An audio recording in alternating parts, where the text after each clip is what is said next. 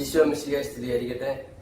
കത്തോലിക്ക സഭയുടെ മതബോധന ഗ്രന്ഥത്തെ കുറിച്ചുള്ള പഠനത്തിന്റെ 25ാം എപ്പിസോഡിലേക്ക് എല്ലാ പ്രിയപ്പെട്ടവരെയും വളരെ സ്നേഹപൂർവ്വം ക്ഷണിക്കുന്നു.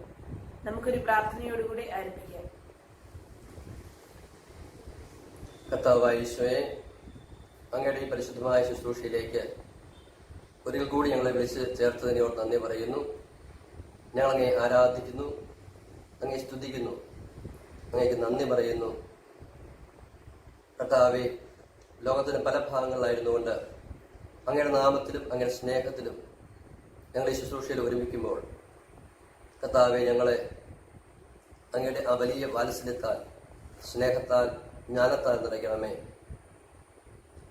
ഇതിൽ പങ്കുചേർന്നുകൊണ്ടിരിക്കുന്ന ഞങ്ങളെയും ഞങ്ങളെ പ്രിയപ്പെട്ടവരെയും ലോകം മുഴുവനെയും തിരുസഭയെയും ഞങ്ങൾ ഈ ശുശ്രൂഷയിലേക്ക് ചേർത്ത് വെച്ച് പ്രാർത്ഥിക്കുന്നു. പ്രത്യേകിച്ച് ഈ കൊറോണ വൈറസിന്റെ അതിസങ്കീർണമായ സാഹചര്യത്തിൽ ദൈവത്തിലുള്ള അടിയുറച്ച വിശ്വാസം, ദൈവത്തോടുള്ള സ്നേഹം, അതെല്ലാം അസ്വസ്ഥതകൾ ഞങ്ങളെ പ്രത്യേകമായിട്ട് സംരക്ഷിക്കുമെന്ന് ഞങ്ങൾ വിശ്വസിക്കുന്നു. തിരുസഭയെക്കുറിച്ചുള്ള ഈ പഠനങ്ങൾ, തിരുസഭാ പ്രബോധനങ്ങളെക്കുറിച്ചുള്ള ഈ വിചിന്തനങ്ങൾ കർത്താവെ, സഭയെയും അങ്ങേയും കൂടുതൽ സ്നേഹിക്കുവാൻ ഞങ്ങളെ സഹായിച്ചുകൊണ്ടിരിക്കുന്നതിനോട് നന്ദി പറയുന്നു. പിതാവും പുത്രനും പരിശുദ്ധാത്മാവുമായ അങ്ങേക്ക് ഞങ്ങളെ തന്നെ ഒരിക്കൽ കൂടി ഞങ്ങൾ സമർപ്പിക്കുന്നു. ചൊല്ലിത്തരുന്ന ഈ സമർപ്പണ പ്രാർത്ഥന നമുക്ക് ഏറ്റുപറഞ്ഞ് പ്രാർത്ഥിക്കാം. സ്നേഹപിതാവേ, അങ്ങ് എനിക്ക് വേണ്ടി നൽകിയ ഈശോ മിശിഹായെ, എന്റെ ഏക കർത്താവും ഏക ഗുരുവും ഏക രക്ഷകനും സർവസ്വവുമായി എന്റെ ഹൃദയത്തിലേക്ക് എന്റെ ജീവിതത്തിലേക്ക് ഞാൻ സ്വീകരിക്കുന്നു. സാത്താനെയും എല്ലാവിധ ആഡംബരങ്ങളെയും എല്ലാ തെറ്റായ പ്രബോധനങ്ങളെയും ഞാൻ വെറുത്തുപേക്ഷിക്കുന്നു. പിതാവേ, അങ്ങയുടെ പരിശുദ്ധാത്മാവിനാൽ എന്നെ നിറയ്ക്കണമേ. പരിശുദ്ധാത്മാവേ വരണമേ. അവിടുത്തെ ഇഷ്ടമണവാട്ടിയായ പരിശുദ്ധ മറിയത്തിന്റെ വിമല ഹൃദയത്തിന്റെ ശക്തമായ മധ്യസ്ഥതയാൽ എന്നിലേക്ക് എഴുന്നള്ളി വരണമേ. ഈ ശുശ്രൂഷയിലേക്ക് എഴുന്നള്ളി വരണമേ. അങ്ങ് തന്നെ ശുശ്രൂഷയെ നയിക്കണമേ. ആമേൻ. ഹല്ലേലൂയ, ഹല്ലേലൂയ, ഹല്ലേലൂയ, ഹല്ലേലൂയ, ഹല്ലേലൂയ, ഹല്ലേലൂയ, ഹല്ലേലൂയ, ഹല്ലേലൂയ. പരിശുദ്ധ പരമ ദിവ്യകാരുണ്യത്തിന് നേരവും ആരാധനയും സ്തുതിയും പുകഴ്ചയും ഉണ്ടായിരിക്കട്ടെ. നന്മ നിറഞ്ഞ മറിയമേ, സ്വസ്തി, കർത്താവ് അങ്ങയോടുകൂടെ സ്ത്രീകൾ അനുഗ്രഹിക്കപ്പെട്ടവളാകുന്നു. ഈശോ അനുഗ്രഹിക്കപ്പെട്ടവരാകുന്നു. പരിശുദ്ധ മറിയമേ, അമ്മേ, പാപികളായ ഞങ്ങൾക്ക് വേണ്ടി എപ്പോഴും ഞാൻ മരണ സമയത്തും തമ്പുരാനോട് അപേക്ഷിക്കണമേ. ആമേൻ. ഈശ്വര പ്രിയപ്പെട്ടവരെ, നമ്മൾ 25ാമത്തെ എപ്പിസോഡിലേക്കാണ് ഇപ്പോൾ പ്രവേശിച്ചിരിക്കുന്നത്. ദൈവത്തിന് ഒത്തിരി നന്ദി പറയാം. 25 എപ്പിസോഡുകൾ ചെയ്യുവാനുള്ള കർത്താവ് പ്രത്യേകമായ കൃപ നമുക്ക് നൽകി. വളരെ മനോഹരമായ കർത്താവ് ശുശ്രൂഷയെ നയിച്ചുകൊണ്ടിരിക്കുന്നു. സഭയിലെ അഭിവന്യ പിതാക്കന്മാരുടെയും ആത്മീയ ഗുരുക്കന്മാരുടെയും ഒക്കെ ഒത്തിരിയേറെ പിന്തുണയും പ്രോത്സാഹനവും എല്ലാം നമുക്ക് ശുശ്രൂഷയിൽ ലഭിക്കുന്നുണ്ട്. അത് നിങ്ങൾ അറിയുന്നുണ്ട്. കഴിഞ്ഞ ദിവസം ലഭിച്ച ഒരു അനുഭവം പ്രത്യേകമായിട്ട് ഓർമ്മിക്കുകയാണ്. ഒരു ഫൊറോനയിൽ നിന്ന് ആ ഫൊറോനയുടെ പ്രത്യേക ചുമതലയുള്ള അവിടെ ഒരു അലമായ സഹോദരൻ അദ്ദേഹം വിളിച്ചറിയിക്കുകയുണ്ടായി. നമ്മുടെ ഈ കാറ്റഗിസം ക്ലാസ്സുകൾ ഒത്തിരിയേറെ അദ്ദേഹത്തിന് ഇഷ്ടമായി. അവർ പലവിധ കാര്യങ്ങൾ ഇടവകയ്ക്ക് വേണ്ടി ചെയ്യുന്നുണ്ട്. അതിന്റെ കൂടെ ചെയ്യാൻ ഉദ്ദേശിക്കുന്ന ഒരു കാര്യം, നമ്മുടെ ഈ കാറ്റഗിസം പഠനങ്ങൾ ഇടവകയുള്ള ഓരോ കുടുംബത്തെയും ഒരു വാട്സാപ്പ് ഗ്രൂപ്പിലാക്കിക്കൊണ്ട് ഈ പഠനങ്ങൾ, ഈ കാറ്റഗിസം പഠനങ്ങൾ ഇടവകയുള്ള എല്ലാവരെയും പഠിപ്പിക്കാനായിട്ട് അവർ ആഗ്രഹിക്കുന്നു. അത് അതിനുവേണ്ടിയുള്ള അനുമതി മറ്റു കാര്യങ്ങൾ നമ്മളോട് ചോദിക്കുകയുണ്ടായി. വളരെ സന്തോഷകരമായ അനുഭവമാണല്ലോ ഇതെന്ന് നമുക്കറിയാം. ഇത് ഈ രീതിയിലുള്ള ക്രമീകരണങ്ങൾ എനിക്ക് തോന്നുന്നു ഓരോ ഇടവകളിലും അല്ലെങ്കിൽ സാധിക്കപ്പെട്ട ഇടവകളിലേക്കൊക്കെ ഇങ്ങനെയുള്ള ക്രമീകരണം നടത്തുകയാണെങ്കിൽ ഓരോ വിശ്വാസികളിലേക്കും എല്ലാ കുടുംബങ്ങളിലേക്കും ഈ പഠനങ്ങൾ കടന്നില്ല ഇടയാവും എന്നുള്ളത് നമുക്കറിയാം. നിങ്ങളാൽ സാധിക്കുന്ന രീതിയിൽ ഇതുപോലുള്ള ക്രമീകരണങ്ങൾ, ഇതുപോലെ അല്ലെങ്കിലും മറ്റേതെങ്കിലും രീതിയിലൊക്കെ ഈ സഭാ പഠനങ്ങളെ വിശ്വാസം എത്തിക്കാൻ നിങ്ങൾക്ക് സാധിക്കുന്നുണ്ടെങ്കിൽ അങ്ങനെയുള്ള കാര്യങ്ങൾ നിങ്ങൾ ഏർപ്പെടുക. സഭയ്ക്കും ദൈവത്തിനുമുള്ള ശുശ്രൂഷയാണ് നമുക്കറിയാമല്ലോ. നമുക്ക് 25ാമത്തെ എപ്പിസോഡിലേക്ക് നമുക്ക് വരാം. നമ്മുടെ പഠനങ്ങൾ എത്രാമത്തെ കണ്ടിയുമ്പോഴുള്ള കാര്യങ്ങളൊക്കെ നമുക്കൊന്ന് അറിയിക്കാം. ഇന്ന് നമ്മൾ പഠിക്കാൻ പോകുന്നത് 522ാമത്തെ ഖണ്ഡിക മുതൽ 534 ഖണ്ഡിക വരെയാണ്. നിങ്ങൾക്കറിയാവുന്നതുപോലെ നമ്മൾ CCCയിൽ പ്രധാനമായും 4 ഭാഗങ്ങളാണ് ഉള്ളതെന്ന് നമ്മൾ ചിന്തിച്ചിരുന്നു. അതില് ഒന്നാം ഭാഗം എന്ത് വിശ്വസിക്കുന്നു എന്നുള്ള ഒരു ഭാഗമാണ് നമ്മൾ കുറെ ക്ലാസ്സുകളായി ചിന്തിച്ചുകൊണ്ടിരിക്കുന്നത്. അതായത് എനിക്ക് തോന്നുന്നു തുടക്കം മുതൽ, അതായത് തുടക്കത്തിൽ ആദ്യത്തെ 2 ക്ലാസ് കഴിഞ്ഞപ്പോൾ മുതൽ നമ്മൾ എന്ത് വിശ്വസിക്കുന്നു എന്നുള്ള ആ ഒരു ഭാഗം ചിന്തിക്കുകയാണ് ചെയ്തത് ഈ ക്ലാസ് വരെ. അതില് പിതാവായ ദൈവത്തിൽ ഞാൻ വിശ്വസിക്കുന്നു എന്ന ഭാഗം, ആ വകുപ്പ് അത് നമ്മൾ ചിന്തിച്ചു വിശ്വാസ പ്രമാണത്തിലെ. ഇനി പുത്രനായ ദൈവത്തിൽ ഞാൻ വിശ്വസിക്കുന്നു എന്നുള്ള ഭാഗം ചിന്തിച്ചുകൊണ്ടിരിക്കുകയായിരുന്നു. അതിലെ ഈശോയുടെ ജീവിത രഹസ്യങ്ങളെ കുറിച്ചാണ് കഴിഞ്ഞ ക്ലാസ്സിൽ നമ്മൾ ചിന്തിച്ചത്. ഇന്ന് അതിന്റെ കണ്ടിന്യൂഷനാണ് ഇന്നത്തെ ക്ലാസ്സിൽ വരുന്നത്. മനസ്സിലായെന്ന് വിചാരിക്കുന്നു. നമ്മൾ ഈശോയുടെ ആദ്യം പിതാവായ ദൈവത്തെ കുറിച്ച് നമ്മൾ പഠിച്ചു. പിന്നെ പുത്രനായ ദൈവത്തെ കുറിച്ചുള്ള പഠനങ്ങളിലേക്ക് വന്നു. അതില് ഈശോയുടെ ജീവിത രഹസ്യങ്ങൾ എന്നുള്ള വിഷയമാണ് ഇപ്പോൾ പഠിച്ചുകൊണ്ടിരിക്കുന്നത്. ഏതാനും എപ്പിസോഡുകളായിട്ട് ഈ എപ്പിസോഡിൽ അത് തുടരുകയാണ്. 522 ഖണ്ഡിക.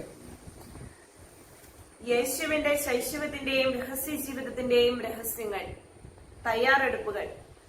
522 ഖണ്ഡിക. ദൈവപുത്രന്റെ ഭൂമിയിലേക്കുള്ള ആഗമനം അതിപ്രധാനമായ മഹാസംഭവമാണ്. അതിനുവേണ്ടി നൂറ്റാണ്ടുകളിലൂടെ ഒരുക്കുവാൻ ദൈവം തിരുമനസ്സായി. ഈശോയുടെ ഭൂമിയിലേക്കുള്ള വരവ് ചരിത്ര സംഭവമാണ് നമുക്കറിയാം. കാരണം ഈശോയുടെ ജനനത്തോടുകൂടി AD BC എന്ന് ചരിത്രം തന്നെ വിഭജിക്കുകയുണ്ടായി.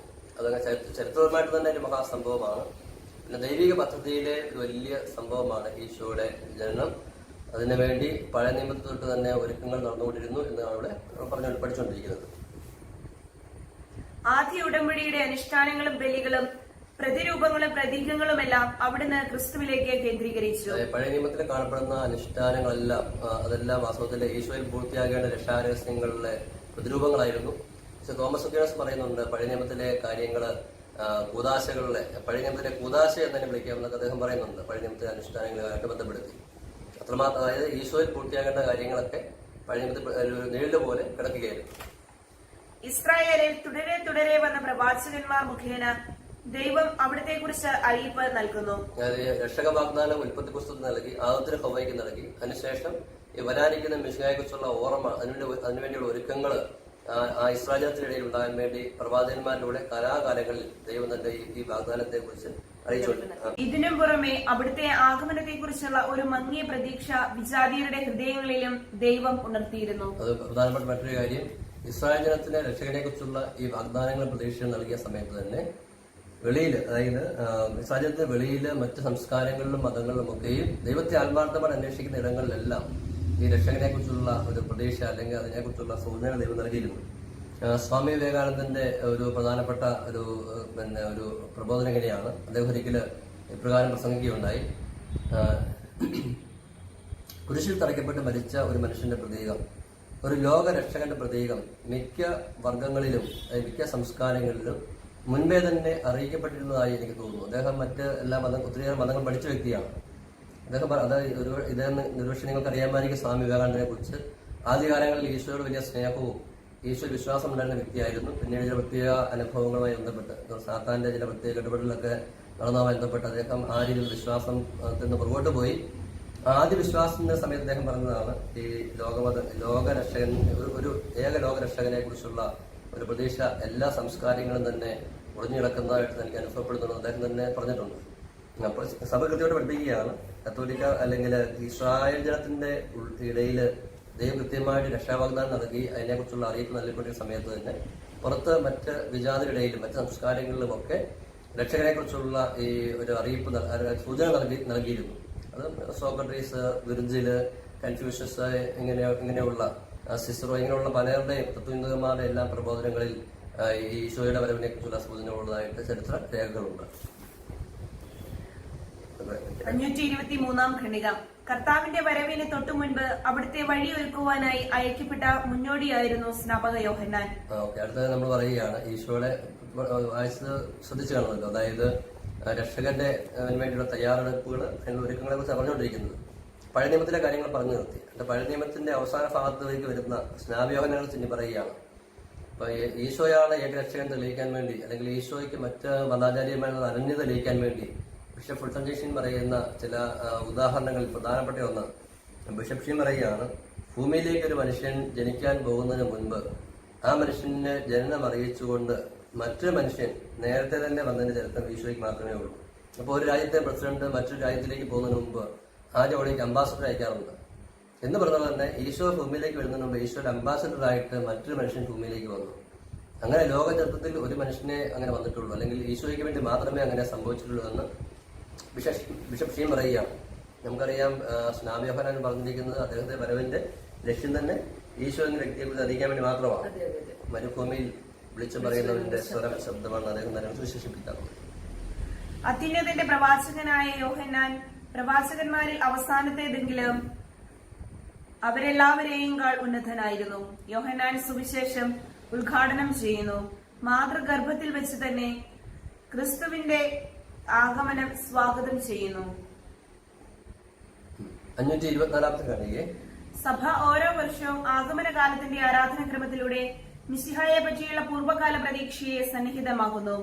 രക്ഷകന്റെ പ്രഥമാഗമനത്തിന് വേണ്ടിയുള്ള ദീർഘമായ തയ്യാറെടുപ്പിൽ പങ്കുചേർന്നുകൊണ്ട് വിശ്വാസികൾ അവിടുത്തെ ദ്വിതീയ ആഗമനത്തിന് വേണ്ടിയുള്ള തങ്ങളുടെ തീവ്രമായ ആഗ്രഹം നവീകരിക്കുന്നു. അതായത് നമ്മളിപ്പോൾ കേട്ടുകൊണ്ടിരിക്കുന്നത് അല്ലെങ്കിൽ പഠിച്ചു തുടങ്ങിയത് ഈശോയുടെ ആഗമനത്തെ കുറിച്ചുള്ള പഴയ നിയമത്തിലെ തയ്യാറെടുപ്പുകൾ, അതിന്റെ അവസാന ഭാഗത്തേക്ക് വരുന്ന സ്നാപക യോഹന്നാന്റെ കുറിച്ചുള്ള പ്രഖ്യാപനങ്ങൾ എല്ലാം പറയുകയായിരുന്നു. ഇതെല്ലാം ഈശോയുടെ ആഗമന ബന്ധപ്പെട്ട കാര്യങ്ങളാണ്. പ്രത്യേകിച്ച് നമ്മുടെ ആരാധനാക്രമത്തിൽ ഇപ്പോൾ വായിച്ചു കേട്ട ലത്തീൻ ആരാധനാക്രമത്തിലെ കാര്യമാണ്.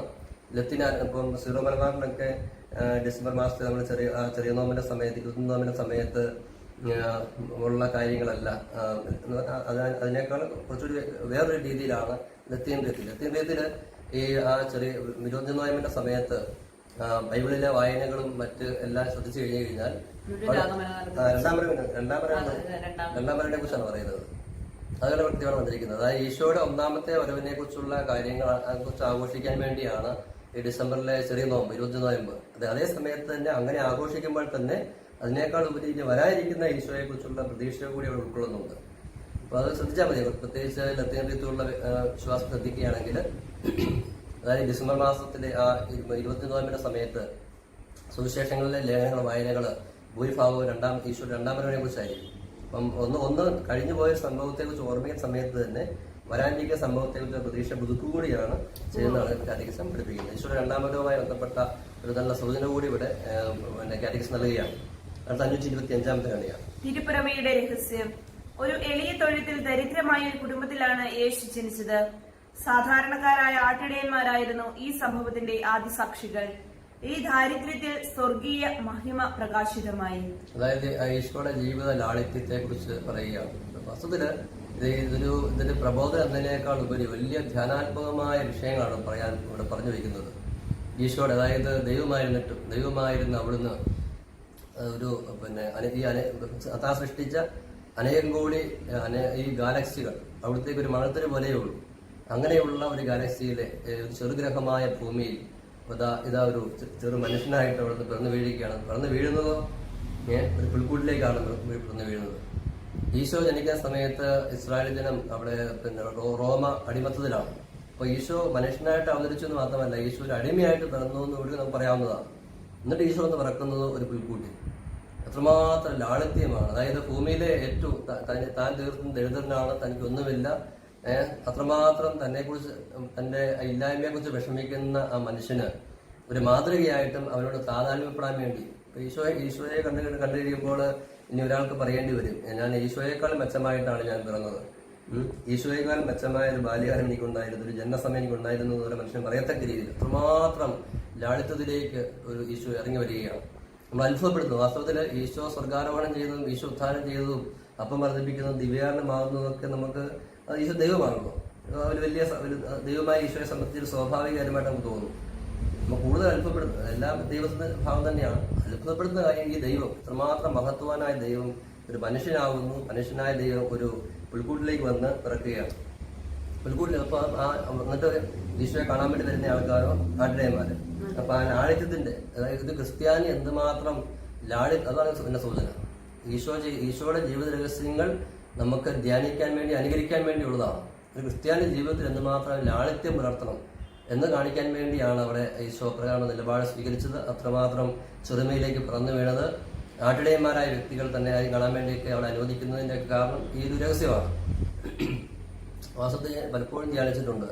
അപ്പോൾ നമ്മൾ വാസ്തവത്തിൽ നമ്മുടെ ഇല്ലായ്മയെക്കുറിച്ചൊക്കെ നമുക്ക് ഇതിനേക്കാൾ ഈശോയുടെ ഈ ജനനസമയത്തേക്കാൾ ഒത്തിരിയേറെ കാര്യങ്ങൾ നമുക്കുള്ള സമയത്ത് നമ്മൾ ഒത്തിരി അസ്വസ്ഥരാണ്.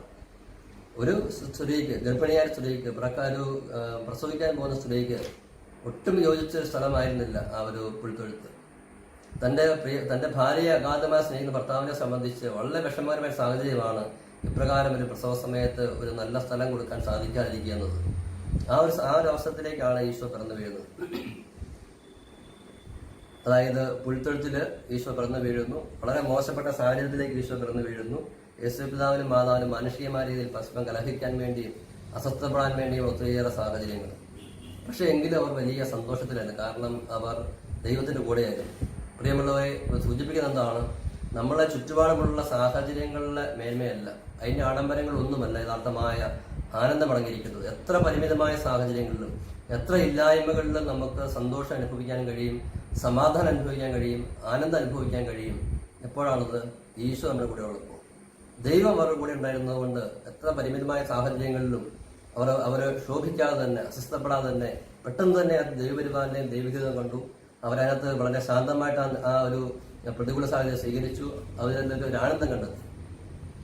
ഈ ഒരു രഹസ്യങ്ങളൊക്കെ നമ്മുടെ ജീവിതത്തിന് മാതൃകയാകേണ്ടതാണ്. നമ്മൾ വിശ്വസിച്ച് പോയാൽ മാത്രം പോരാ, അറിഞ്ഞ് കടന്നുപോയാൽ മാത്രം പോരാ, നമുക്കൊരു ജീവിത മാതൃകയായിട്ടും അതുവഴി നമുക്കൊരു ആനന്ദത്തിന്റെയും സമാധാനത്തിന്റെയും സന്തോഷത്തിന്റെയും അനുഭവമാകേണ്ടത് കൂടിയാണ്. എന്റെ സൂചന നമുക്ക് നൽകപ്പെടുന്നത്. അത് 526 ഖണ്ഡിക. ദൈവവുമായുള്ള ബന്ധത്തിൽ ഒരു ശിശു ആയി തീരുക എന്നതാണ് ദൈവരാജ്യത്ത് പ്രവേശിക്കുവാനുള്ള വ്യവസ്ഥ. ഇതിനായി വാസ്തവത്തില് ഈ തൊട്ടുമുമ്പ് പറഞ്ഞ 25-ാമത്തെ പറഞ്ഞ ഈശോയുടെ ജീവിത രഹസ്യങ്ങളെ കുറിച്ച് പറഞ്ഞിട്ട് ആ പറഞ്ഞ ജീവിത രഹസ്യങ്ങൾ ഒരു പഠനത്തിനായിട്ട് മാത്രം എടുത്താൽ പോരാ, അത് നമ്മൾ ജീവിതശൈലി ആക്കണമെന്ന് തൊട്ട് പറയുകയാണ്. ഇതിനായി നാം നമ്മെ തന്നെ വിനീതരാകണം, ചെറിയവരായി തീരണം. അതായത് നമ്മുടെ ഈശോ പുൽക്കൂട്ടിൽ ഇറങ്ങി വന്നതുപോലെയുള്ള ഈശോയുടെ വാസ്തവത്തില് അതിനുപയോഗിക്കാറുള്ള ഒരു നല്ല വാക്ക് അസാധാരണമായ സാധാരണത്വം എന്നാണ്. നമുക്ക് ഊഹിക്കാൻ സാധിക്കുകയില്ല. ഒരു ദൈവം വന്ന് ഇതുപോലെ വന്ന് പിറക്കും. ഈശോ പറഞ്ഞ സമയത്ത് അല്ലെങ്കിൽ ഈശോ വളർന്നു വന്നപ്പോഴൊക്കെ ഈശോയുടെ ആ പരസ്യജീവ സമയത്തൊക്കെ യഹൂദർ ഈശോയെ സ്വീകരിക്കുന്ന കാരണം എന്താണ്? ഒരു ദൈവം വന്ന് ഇതുപോലെ ലാളിത്യം കാണിക്കുന്നത് ചിന്തിക്കാൻ പറ്റുന്നത്. അസാധാരണമായ സാധാരണത്വമാണ് ഈശോ പുലർത്തിയത്. അപ്പൊ നമ്മളതിനെ വിളിക്കപ്പെട്ടിരിക്കുകയാണ്. നമുക്ക് ആത്മീയമായ കൃപാവരം ഉണ്ടായിരിക്കാം, ഭൗതികമായ നന്മ ഉണ്ടായിരിക്കും. പക്ഷെ നമ്മൾ ഒരു അസാധാരണമായ അത്രമാത്രം ലാളിത്യത്തോടുകൂടി ജീവിക്കുന്നവരായിട്ട് നമ്മൾ കാണപ്പെടണം എന്നുള്ള ഒരു പ്രബോധനമാണ് ഇപ്പോൾ നമുക്ക് നൽകപ്പെടുന്നത്. അത് മാത്രവുമല്ല, ദൈവമക്കളായി തീരുന്നതിന് നമ്മൾ വീണ്ടും ജനിക്കണം, അഥവാ ദൈവത്തിൽ നിന്ന് ജനിക്കണം. ക്രിസ്തു നമ്മിൽ രൂപപ്പെടുമ്പോഴാണ് തിരുപ്പിറവിയുടെ രഹസ്യം നമ്മൾ നിറവേറുന്നത്. നമ്മൾ പറയാം, ക്രിസ്മസ് സമയത്തൊക്കെ നമ്മൾ എല്ലാ ദിവസവും ക്രിസ്മസ് രാത്രിയില് നമ്മുടെ കാർമികൻ പറയുന്ന ഏതോ ഒരു കഥയിലെ ഭാഗമാണ്. 1000 പുൽക്കൂട്ടുകളിൽ ക്രിസ്തു പിറന്നാലും നിന്റെ ക്രിസ്തു പിറന്നില്ലെങ്കിൽ ഈ ക്രിസ്മസ് നിനക്ക് ഒരു ഫലമുണ്ടാക്കുകയില്ല. അതുപോലെ സൂചനയാണ് ഇപ്പോൾ ഈ പ്രബോധനം നൽകിയത്. 527-ാമത്തെ ഖണ്ഡിക. യേശുവിന്റെ ശൈശവ രഹസ്യങ്ങൾ. 527-ാം ഖണ്ഡിക. യേശുവിന്റെ പിറവിയുടെ 8-ാം ദിവസം അവിടുന്ന് സ്വീകരിച്ച പരിച്ഛേദനം അബ്രാഹത്തിന്റെ വംശപരമ്പരയിലേക്ക്, ഉടമ്പടിയുടെ ജനത്തിലേക്ക് ചേർക്കപ്പെടുന്നതിന്റെ സൂചനയാണ്. പഴയ നിയമത്തിലെ പരിച്ഛേദന കർമ്മത്തെ കുറിച്ച് നമുക്കറിയാം. ആ പരിച്ഛേദന കർമ്മം എന്തിനു വേണ്ടിയായിരുന്നു? അതായത് ദൈവജനത്തിന്റെ ഭാഗമായി തീരുക. അതാണ് അവിടെ സൂചിപ്പിച്ചത്. അതായത് പഴയ നിയമത്തിലെ ആ പരിച്ഛേദന കർമ്മത്തിന്റെ ആ ആധ്യാത്മിക രഹസ്യം ദൈവം പ്രത്യേകമായിട്ട് തെരഞ്ഞെടുക്കുന്ന ആ ജനത്തിന്റെ ഒരു ഭാഗമാക്കി തീർക്കുന്ന കർമ്മമായിരുന്നു ഈ പരിച്ഛേദനം. അതിൽ ഈശോയും പങ്കുചേർന്നു. ഈശോ അത്രമാത്രം ഭൂമിയുമായി അല്ലെങ്കിൽ മനുഷ്യവർഗവുമായിട്ട് താൻ ജനിച്ചു വീണ ആ യഹൂദ മതവുമായിട്ട് താതാത്മ്യപ്പെട്ടു. അത്രമാത്രം ഈശോ മനുഷ്യനായിട്ട് അഭിനയിക്കുകയല്ല ചെയ്തത്, ഈശോ മനുഷ്യനായിട്ട് അവതരിക്കുകയായിരുന്നു. ഈ അടയാളം മാമോദീസയാകുന്ന ക്രിസ്തുവിന്റെ പരിച്ഛേദനത്തിന്റെ പ്രതിരൂപമായിരുന്നു. അപ്പം എന്താണ് നമ്മൾ സൂചിപ്പിക്കുന്നത്? പരിച്ഛേദന കർമ്മ വാസ്തവത്തിൽ നമ്മൾ സൂചിപ്പിച്ചതാണ്. പഴയ നിയമത്തിലെ കാര്യങ്ങളൊക്കെ ഈശോയുടെ പുതിയ കാര്യങ്ങളുടെ നിഴലുകളായിരുന്നു പറയുകയായിരുന്നു. അപ്പം പരിച്ഛേദന കർമ്മം നമ്മളെ മാമോദീസ കുദാശിലെ പഴയ നിയമ പ്രതീകമായിരുന്നു. അതുകൊണ്ടൊക്കെ തന്നെയാണ് പഴയ നിയമത്തിൽ നമുക്കറിയാം. ഇപ്പൊ ചില സഭാവിശ്വാസികൾ പറയുന്നത് എന്താണ്, ശിശുക്കൾക്ക് മാമോദീസ കൊടുക്കുന്ന തെറ്റാണ് എന്ന് പറയുകയാണ്. ഇപ്പം പ്രായപൂർത്തിയായ ശേഷം കൊടുക്കണമെന്ന് പറയുകയാണ്. പക്ഷെ ഇവിടെ പറയുകയാണ് പരിച്ഛേദന കർമ്മം കൊടുത്തിരുന്നത് അവിടെ പ്രായപൂർത്തിയായ ശേഷമല്ല, ചെറുപ്പത്തിലാണ്. അതിന്റെ എന്തിനു വേണ്ടിയായിരുന്നു? ദൈവത്തിന്റെ ജനത്തിന്റെ ദൈവജനത്തിലോട്ട് ചേർക്കാൻ വേണ്ടിയാണ്. എന്ന് പറഞ്ഞാൽ തന്നെ മാമോദീസായിന്റെ പ്രധാനപ്പെട്ട ഉദ്ദേശങ്ങളിലൊന്ന് ദൈവജനത്തിന്റെ ഭാഗമാക്കി തീർക്കുക, സഭയുടെ ഭാഗമാക്കി തീർക്കുക എന്നതാണ്. പരിശോധനകർമ്മ 8-ാം ദിവസം കൊടുത്തപ്പോൾ തന്നെ അതിന്റെ ബാല്യകാലത്തിൽ തന്നെ, ചെറുപ്രായത്തിൽ തന്നെ, ശൈശവത്തിൽ തന്നെ ഈ മാമോദീസ നൽകുക എന്നുള്ളതിന്റെ വ്യക്തമായ സൂചനയാണ് ഇവിടെ നമുക്ക് നൽകപ്പെടുന്നത്. 528-ാമത്തെ ഖണ്ഡിക. 528-ാം ഖണ്ഡിക. യേശുവിന്റെ പ്രത്യക്ഷീകരണം. ഇസ്രായേലിന്റെ മിശിഹ, ദേവപുത്രൻ, ലോകരക്ഷകൻ എന്നീ നിലയിലുള്ള അവിടുത്തെ ആവിഷ്കരണമാണ്. കിഴക്ക് നിന്നുള്ള ജ്ഞാനികൾ നൽകിയ ആരാധന, യോർദാൻ നദിയിലെ യേശുവിന്റെ മാമോദീസ, ഗലീലയിലെ കല്യാണ വിരുന്ന് എന്നിവ ബെനഹ തിരുനാളിൽ നാം ആഘോഷിക്കുന്നു. അതായത് നമ്മൾ ശ്രദ്ധിച്ചാണ് ഈശോയുടെ ജനനത്തിനുള്ള ഒരുക്കങ്ങള് സ്നാമയോഹനമെന്ന് അറിയിക്കുന്നു. ഈശോ അവിടെ നമ്മുടെ നസ്രത്തിൽ ഈശോ പുൽക്കൂട്ടി ജനിക്കുന്നു. അതിനുശേഷം വന്നിതാ ഇവിടെ പിന്നെ അടുത്ത രഹസ്യങ്ങളെ പറയുകയാണ്. ഈശോയുടെ ജീവിതത്തിൽ നിറവേറിയ, അതായത് രഹസ്യ ജീവിതത്തിലൊക്കെ കടന്നുപോയ കാര്യങ്ങൾ അതെല്ലാം സ്റ്റെപ്പ് സ്റ്റെപ്പായിട്ട് പറയുകയാണ്. മൊത്തത്തിൽ നമ്മൾ ഈശോയുടെ ജീവിതത്തെ ആകമാനം ഒന്ന് പഠിക്കാൻ ശ്രമിക്കുകയാണ്. ചുറ്റുപാടുമുള്ള വിജാതീയ മതസ്ഥരെ പ്രതിനിധാനം ചെയ്യുന്ന ഈ ജ്ഞാനികളെ സുവിശേഷങ്ങൾ വീക്ഷിക്കുന്നത് ദൈവപുത്രന്റെ മനുഷ്യാവതാരത്തിലൂടെയുള്ള രക്ഷയുടെ സദ്വാർത്തയെ സ്വാഗതം ചെയ്യുന്ന ജനതകളുടെ ആദ്യ ഫലങ്ങളായിട്ടാണ്. അതായത് ഈശോ പിറന്നു വീണ സമയത്ത് 3 ജ്ഞാനികൾ ഈശോയെ കാണാൻ വേണ്ടി വന്നു. വിജാതീയരായ 3 ജ്ഞാനികൾ. അത് വാസ്തവത്തില് ഭാവിയിൽ സംഭവിക്കാൻ പോകുന്ന കാര്യങ്ങളുടെ മുൻ സൂചനയാണ്. ഈശോ പിന്നീട് തന്റെ രക്ഷാകര കർമ്മങ്ങളിലേക്ക് ഈശോ പരസ്യമായിട്ട് ഇറങ്ങുന്ന സമയത്ത് യഹൂദർ ഈശോയെ സ്വീകരിക്കും. അതോടൊപ്പം തന്നെ പടിപടിയായിട്ട് ഈ കാരണം എന്താണ്? ഈശോ എല്ലാവരുടെയും രക്ഷകനാണ്, ലോകരക്ഷകനാണ്. ഈശോ യഹൂദരുടെ മാത്രമല്ല, ലോകരക്ഷകനാണ്. അപ്പം ആ ഈശോ പിറന്നു വീണ സമയത്ത് തന്നെ ഈ വിജാതിയിലൊക്കെ വന്നത് അവരുടെ കൂടി രക്ഷകനാണ് ഈശോ. അവരുടെ ആദ്യ ഫലങ്ങളായിട്ട് അവരെ കാണാമെന്നതിന്റെ സൂചനയാണ് ഇവിടെ കാരിക്സ് നൽകുന്നത്. എന്നതിന്റെ കാരണം മുമ്പ് പറഞ്ഞതുപോലെ തന്നെ ഈ മറ്റു മതങ്ങളിലെ സംസ്കാരങ്ങളിലും ഒക്കെ മുമ്പേ തന്നെ ഈശോയുടെ രക്ഷകൻ വരുമെന്നതിന്റെ സൂചനകളുണ്ട്. ആ സൂചനകൾ മനസ്സിലാക്കിയത് കൊണ്ടാണ് ഈശോ പിറന്ന കൃത്യസമയത്ത് തന്നെ ഈ ജ്ഞാനികള് ഈശോ അന്വേഷിച്ചിവിടെ വന്നത്. നിങ്ങൾ ഓർമ്മിക്കണം, ഒരു ശിശുവായി കിടക്കുന്ന, പിറന്നിട്ട് 7 ദിവസമേ ആയിട്ടുള്ളൂ, ആ പിറന്നു കിടക്കുന്ന ശിശുവിന്റെ മുന്നിൽ വന്ന് ഈ ജ്ഞാനികൾ ആരാധിക്കുന്നുണ്ട്. നിങ്ങൾ ഓർമ്മിക്കണം, ഒരു വലിയ മനുഷ്യനെയല്ല. അതായത് ഈശോ ഒരു 30 വയസ്സ് കഴിഞ്ഞ് ഈശോ അത്ഭുതങ്ങളും അടയാളങ്ങളെല്ലാം പ്രവർത്തിച്ച് ഒരു ദൈവിക പരിവേഷം നിൽക്കുന്ന സമയത്തല്ല അവർ ആരാധിക്കുന്നത്. ഉൾക്കൂട്ടി പിറന്നു കിടക്കുന്ന ശിശുവിനെ അവർ ആരാധിക്കുകയാണ്. ആരാധിക്കുന്നത് ആരെയാണ്? ദൈവത്തെയാണ് ആരാധിക്കുന്നത്. അപ്പൊ അത്രമാത്രം മറ്റ് മതങ്ങളിൽ അതായത് ഇന്നത്തെ സൂചന എന്താണ്? മറ്റ് മതസംസ്കാരങ്ങളിൽ ആത്മാർത്ഥമായിട്ട് ദൈവത്തെ അന്വേഷിക്കുന്ന വ്യക്തികൾക്ക് ക്രിസ്തുവിലേക്ക് അവരെ പരിശുദ്ധാത്മാ അവരെ ക്രിസ്തുവിലേക്ക് എത്തിക്കും. കൃത്യമായി അത് എത്തിച്ചതിന്റെ ഒരു അനുഭവമാണ്, സംഭവമാണ് നമ്മളിവിടെ വായിക്കുന്നത്. ഇനി 528-ാമത്തെ ഖണ്ഡികയിൽ ഇപ്പൊ വായിച്ചതിന്റെ തൊട്ടടുത്ത സെന്റൻസ് സ്കിപ്പ് ചെയ്യുവാണ്. നെക്സ്റ്റ് സെന്റൻസാ വായിക്കുന്നത്. യഹൂദരിലേക്ക് തിരിഞ്ഞുകൊണ്ടും പഴയ നിയമത്തിലുള്ള മെസ്സയാനിക വാഗ്ദാനം അവരിൽ നിന്ന് സ്വീകരിച്ചുകൊണ്ടും മാത്രമേ വിജാതിയർക്ക് യേശുവിനെ കണ്ടെത്താനും ദൈവപുത്രനും ലോകരക്ഷകനുമായി അവിടുത്തെ ആരാധിക്കാനും കഴിയൂ എന്ന് ജ്ഞാനികളുടെ ആഗമനം വ്യക്തമാക്കുന്നു. അതായത് ഈ പഴയ നിയമം പുതിയ നിയമം നമ്മൾ ബന്ധം, അതായത് പഴയ നിയമത്തിലെ ആ രക്ഷാ വാഗ്ദാനം അത് ഈശോ പൂർത്തീകരിച്ചു. പഴയ നിയമത്തെ ഒഴിവാക്കിക്കൊണ്ട് യഹൂദ മതത്തെ യഹൂദ മതത്തിലെ കാര്യങ്ങൾ, യഹൂദത്തിലെ മതത്തിലെ വെളിപാടുകൾ അതിനെ ഒഴിവാക്കിക്കൊണ്ട് നമുക്ക് ഈശോയെ കണ്ടെത്താൻ സാധിക്കുകയില്ല. എല്ലാവരും ഈശോ സ്വീകരിക്കാൻ വരുമ്പോൾ പഴയ നിയമത്തിലെ ആ ദൈവ വെളിപാടിനെ ഉൾപ്പെടെയാണ് നമ്മൾ സ്വീകരിക്കേണ്ട സൂചനയാണ്. 529-ാമത്തെ ഖണ്ഡിക.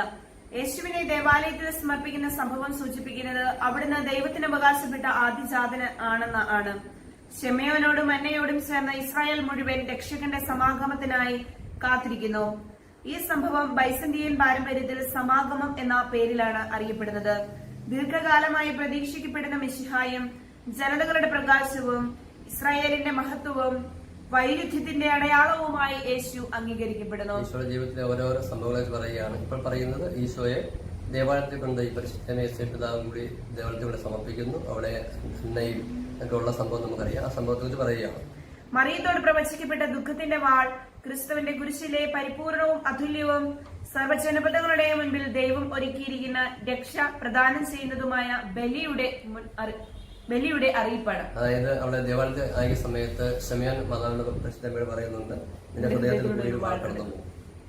അത് കൃത്യമായിട്ട് സംഭവിച്ച് നമുക്കറിയാം. കുരിശിന് ചുറ്റി നിൽക്കുന്ന സമയത്ത് ഒരു പടയാളി വന്ന് കുന്തമെടുത്ത് ഈശോയുടെ ചങ്കിലേക്ക് കുത്തുകയാണ്. അമ്മയും മോനും തമ്മിൽ, അല്ല ഈശോയും മാതാവും തമ്മിൽ സ്നേഹത്തിൽ ഒന്നായിരിക്കുകയാണ്. അവരുടെ ഹൃദയങ്ങൾ ഒന്നായിരിക്കുകയാണ്. ഉറപ്പാണ്. നമുക്ക് തന്നെ ധ്യാനിച്ചാൽ മനസ്സിലാകും.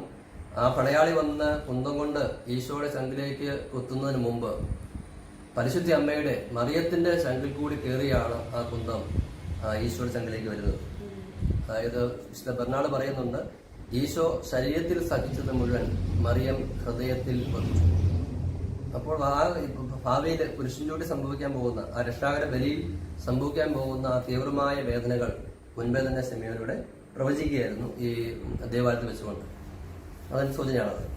530 ഖണ്ഡിക 530 ഈജിപ്തിലേക്കുള്ള പലായനവും നിഷ്കളങ്ക ശിശുക്കളുടെ വധവും സൂചിപ്പിക്കുന്നത് പ്രകാശത്തോടുള്ള അന്ധകാരത്തിന്റെ എതിർപ്പാണ്. ഈശോ ജനിച്ച രക്ഷകൻ ഇപ്പം ശരിക്കും സാധാരണ മനസ്സിലാകുകയാണ്. ഈശോ ജനിച്ച സമയം, കാരണം ഈ വളർന്നു വരുന്ന ഈശോ അല്ലെങ്കിൽ ഇനി മുന്നോട്ട് പോകുന്ന സമയത്ത് ഈശോ എന്താണ് ചെയ്യാൻ പോകുന്നതെന്ന് അറിയുന്ന സാത്താൻ നേരത്തെ തന്നെ ഇതാ ഈശോയെ രക്ഷാകർമ്മത്തിൽ നിന്ന് ഈശോയെ പിന്മാറ്റി ഈശോയെ നശിപ്പിക്കാൻ ശ്രമിക്കുകയാണ്. ആ ചെറുപ്രായത്തിൽ തന്നെ, അതായത് ആ പ്രകാശത്തിനെതിരെ അന്ധകാരം ഇവിടെ പ്രവർത്തിക്കാൻ ആരംഭിക്കുകയാണ്. അവൻ സ്വജനത്തിന്റെ അടുത്തേക്ക് വന്നു, എന്നാൽ അവർ അവനെ സ്വീകരിച്ചില്ല. ക്രിസ്തുവിന്റെ ജീവിതം മുഴുവൻ പീഡനത്തിന്റെ മുദ്ര പതിഞ്ഞതായിരിക്കും. ഓക്കെ, ഇത് വളരെ ഒരു ദിവസം പ്രാർത്ഥിക്കുമ്പോൾ കർത്താവ് നൽകിയ ഒരു ചിന്ത ഇതായിരുന്നു. നമ്മൾ സാധാരണ വിചാരിക്കുന്ന ഈശോ കുരിശിൽ കയറിയത് കാൽവരിയിൽ വെച്ചാൽ കുരിശിൽ കയറുന്നത് വിചാരിക്കുന്നു. വാസ്തവത്തിൽ ഈശോ പിറന്നു വീഴുന്നതിനെ കുരിശിലാണ്.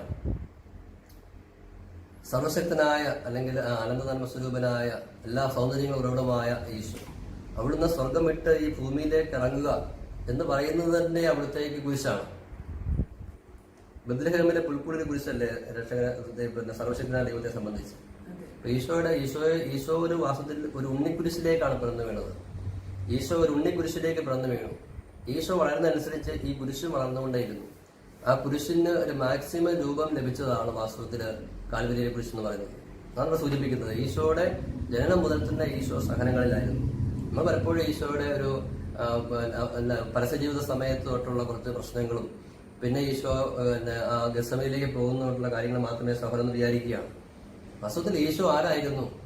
ആ സർവശക്തനായ ദൈവം, അവിടെ മാലാഖമാരും വിശുദ്ധരുമെല്ലാം എപ്പോഴും ആരാധിച്ചുകൊണ്ടിരിക്കുന്ന ദൈവം ഭൂമിയിലേക്ക് വന്നു കഴിയുമ്പോൾ ഭൂമിയിൽ ലഭിക്കുന്ന അവസ്ഥ, ആരും ആ ഈശോയെ തിരിച്ചറിയാത്ത അവസ്ഥ, ആരും ആരാധിക്കാത്ത സ്നേഹിക്കാത്ത അവസ്ഥ, അവഗണിക്കുന്ന അവസ്ഥ, ഒറ്റപ്പെടുന്ന അവസ്ഥ, ഭൂമിയിലെ പരിമിതമായ സാഹചര്യങ്ങൾ, ചുറ്റുമുള്ള പാപത്തിന്റെ പ്രളയം, ഇതിന്റെ നിരക്കാണ് ഈശോ ജീവിച്ചുകൊണ്ടിരിക്കുന്നത്.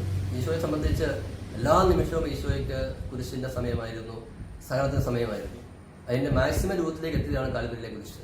എന്താണ് സൂചന? എന്താണ്? ഒരു ക്രിസ്ത്യാനിയെ സംബന്ധിച്ച് അവൻ തന്റെ ഈശോയെ സ്നേഹിക്കുന്ന ജീവിതത്തിന്റെ ആരംഭങ്ങൾ തൊട്ട് അവന് സഹനം ഉണ്ടായിരിക്കും. അവന്റെ സഹനങ്ങൾ കുറഞ്ഞു വരികയാണ് ചെയ്യുന്നത്. പിന്നെയോ അവൻ ഈശോയിലേക്ക് വളരുന്നതനുസരിച്ച് ആ സഹനങ്ങൾ കൂടിക്കൂടി വരും. ഈശോയോട് താതാൽപ്പെട്ട് കഴിയുമ്പോൾ ആ സഹനങ്ങളിലെ ഒരു വളർച്ചയിലേക്ക് വരികയാണ് ചെയ്യുന്നത്. പലപ്പോഴും നമുക്ക് ലഭിക്കുന്ന പ്രബോധനങ്ങളും മറ്റും നേരെ തിരിച്ചാണ്.